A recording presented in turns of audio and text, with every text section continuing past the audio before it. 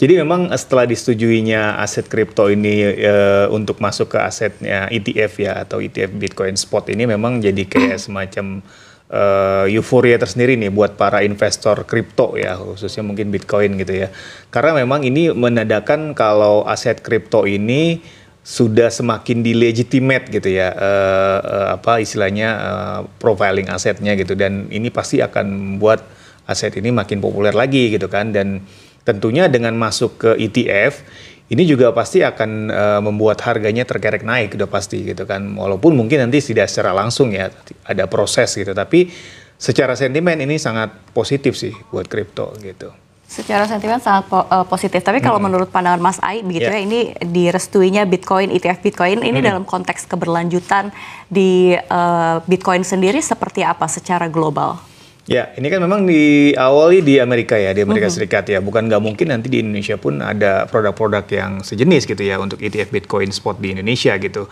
Jadi memang karena ini baru mulai gitu ya, masih euforia, kita belum bisa melihat lebih clear gambarannya ke depan apa akan masif di negara-negara lain atau baru di Amerika aja gitu. Karena memang ETF sendiri merupakan produk investasi yang sudah lebih advance gitu ya, dan belum banyak orang yang terutama di Indonesia ya yang familiar gitu dengan ETF, walaupun sebenarnya ETF ini mirip-mirip reksadana gitu ya, karena ini kumpulan dari beberapa aset investasi gitu. Tapi kalau di Amerika memang sudah sangat populer gitu dan investornya udah sangat banyak gitu, makanya mereka sudah sangat menanti-nanti lah ETF Bitcoin Spot ini gitu. Tapi saya rasa sih mungkin di Indonesia juga akan begitu populer juga, karena memang investor kripto di Indonesia banyak banget, bahkan melebihi investor saham ya. Itu kalau nggak salah hampir 20 juta gitu ya kalau sampai di tahun ini gitu. Itu suatu jumlah investor yang besar gitu kan. Jadi harusnya sih ini bakalan bagus banget gitu kalau memang ada produk yang di Indonesia gitu. Oke, sudah diberikan lampu hijau di Amerika Serikat, kemudian ada juga potensi di Indonesia ke depannya. Gitu. Kalau di negara-negara lain dalam waktu dekat kira-kira ada lagi nggak sih Mas Ai? Ya, memang beberapa negara maju yang memang pasar modalnya sudah lebih advance, kayak mungkin di Inggris atau mungkin di Eropa lah pada umumnya, itu banyak yang sudah melirik juga gitu ya. Nah, memang kalau negara-negara seperti Indonesia ini biasanya memang butuh proses lah, karena produk ETF di Indonesia sendiri memang belum banyak gitu ya, belum banyak. Apalagi kalau nanti masuk ETF Bitcoin gitu ya, mungkin butuh mencerna lagi, walaupun mungkin investor kriptonya udah banyak gitu ya. Jadi memang bedanya adalah kita investasi di kripto dengan beli ETF Bitcoin ini kan, kalau ETF Bitcoin ini kita tidak secara langsung punya kriptonya gitu, tapi lebih ke istilahnya kumpulan dari aset kripto. Kayak reksadana gitu ya. Reksadana, betul. Kalau investor kripto dia memang langsung beli aset digitalnya gitu ya, apakah Bitcoin, Ethereum, dan lain-lain sebagainya gitu. Jadi memang bedanya seperti itu. Tapi ya mungkin ke depan ini bisa jadi suatu alternatif investasi yang baru dan mungkin bagus gitu ya untuk investor di Indonesia gitu. Oke, Mas, dengan diberi lampu hijau ETF Bitcoin, seberapa besar sih ini mempengaruhi perilaku investor terhadap Bitcoin itu sendiri? Iya, jadi memang sekarang ini memang kalau kita lihat belum ada dampak yang terlalu signifikan ya ketika pasca diluncurkan itu, bahkan sedikit koreksi ya kriptonya terutama untuk Bitcoin dan lain-lain.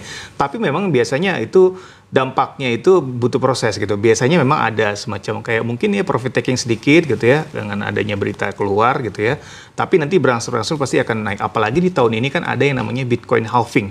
Ya, di biasanya bulan April. Naik nah, iya, imbal hasil itu kan ada pemotongan setengah gitu ya. Nah, itu biasanya akan lebih banyak lagi, masif lagi kenaikannya gitu. Bahkan targetnya kalau nggak salah beberapa konsensus analis gitu ya, Bitcoin itu bisa sampai 100.000 US dollar atau sekitar 1,5 miliar harganya ya per koin gitu ya. Kalau sekarang ini sekitar 661 juta. Jadi masih ada kenaikan lebih dari 2 kali lipat gitu, dan ini kan suatu potensi yang masih sangat besar gitu ya.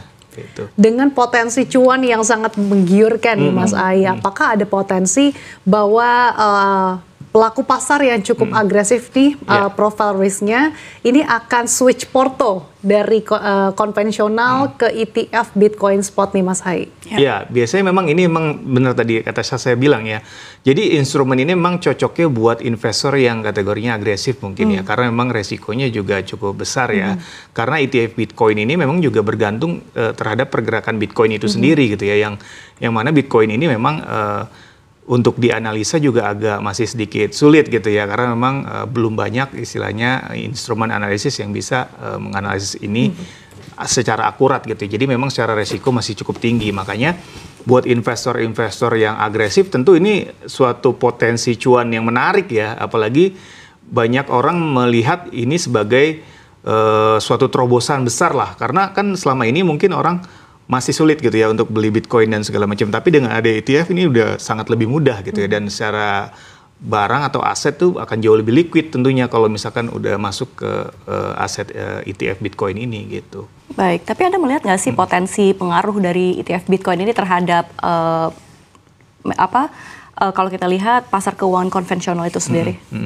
Ya pengaruhnya mungkin ada ya, tapi kalau saya sih merasa begini ya, karena memang setiap instrumen investasi itu pasti akan ada peminatnya gitu, dan itu nggak akan pernah hilang. Dan kita sebagai investor pun selalu disarankan untuk melakukan diversifikasi. Jadi meskipun ini potensinya sangat besar, prediksi keuntungannya juga akan sangat tinggi, tapi kita nggak boleh terlalu gegabah memasukkan semua portofolio kita ke situ gitu. Jadi tetap harus ada diversifikasi, even kalau kita investor yang agresif sekalipun gitu. Jadi memang idealnya kita harus tetap diversifikasi gitu ya. Kalau menurut rumus perencanaan keuangan gitu ya, baiknya sih memang kita di satu aset tuh maksimal 30% deh gitu ya dari dana kita gitu, jangan lebih dari itu. Kenapa?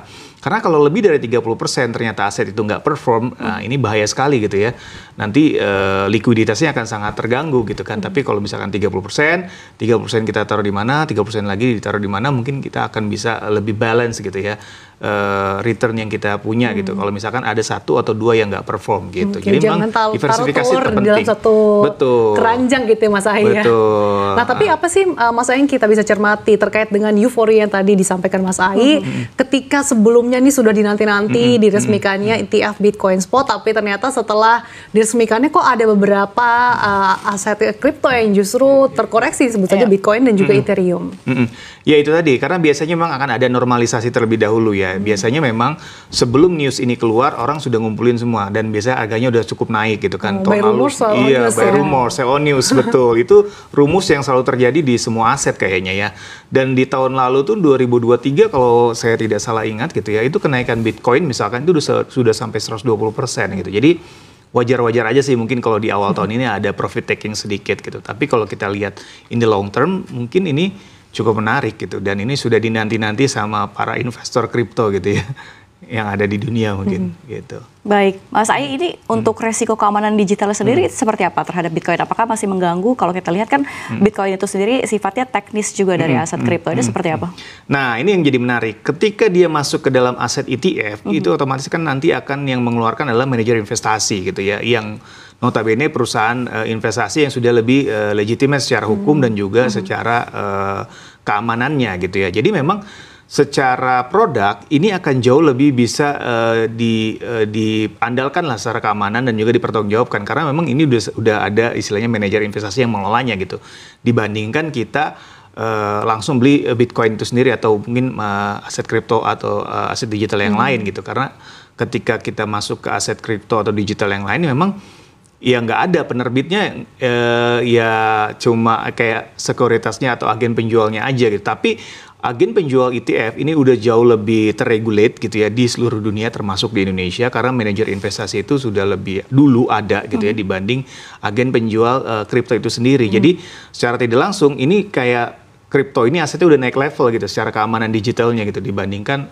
kriptonya itu sendiri ketika sudah masuk ke ETF ya. Gitu. Ada rasa terpercaya tersendiri gitu ya Mas Ahy ya. Betul. Tapi artinya apakah dengan hal tersebut berarti untuk investor yang kategori moderat di profile risk-nya ini sebaiknya ini lebih memilih ETF ataupun bisa menjadi opsi gitu ya ETF Bitcoin Spot dibandingkan dengan Bitcoinnya sendiri ya? Betul sekali Sasa. Jadi kalau misalkan orang-orang yang masih moderat gitu mau coba-coba Bitcoin memang disarankan masuk aja ke ETF Bitcoin Spot ya, belajar dulu gitu ya. Karena secara fluktuasi harga tidak setinggi kita langsung invest di Bitcoin itu sendiri gitu, karena biaya kan dikumpulan dari aset gitu kan, jadi masih ada aset-aset lain yang mempengaruhi gitu. Tapi kalau kita langsung ke kriptonya itu sendiri, kayak let's say ke Bitcoin itu sendiri atau ke Ethereum itu luar biasa sekali karena pasarnya juga beda. Nah ini yang harus kita ketahui ya, kalau pasar kripto itu dia kan 24 jam sehari 7 hari seminggu gitu. Jadi pergerakannya terus gitu. Sementara kalau udah masuk ke ETF Bitcoin itu mengikuti jam perdagangan pasar saham gitu ya. Ada buka tutupnya gitu dan weekend libur gitu. Jadi memang secara volatilitas tidak setinggi yang aset kripto itu sendiri gitu. Baik.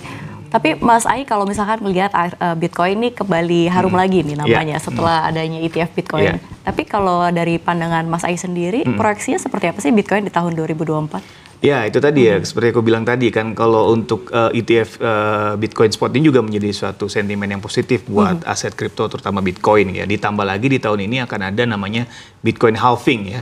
Kalau nggak salah di April nanti, itu kan membuat supply and demand-nya menjadi semakin tipis ya. Supply-nya masih besar, demand-nya terbalik. Supply-nya terbatas, demand-nya masih tinggi. Itu otomatis kan harga akan terkerek naik secara hukum ekonomi gitu ya. Jadi memang secara potensi aset Bitcoin ini terutama ya itu masih sangat bagus banget sih prediksinya di tahun ini gitu ya. Ditambah lagi adanya ETF Bitcoin Spot ini membuat aset ini akan menjadi lebih liquid dan juga makin banyak orang yang bisa beli gitu ya dan jual gitu dengan adanya ETF Bitcoin Spot ini. Jadi harusnya sih masih akan positif sih sentimennya di tahun ini untuk Bitcoin gitu. Prospeknya masih sangat cerah di tahun Masih ini, sangat apalagi cerah ada gitu. sentimen Bitcoin halving di April tahun ini.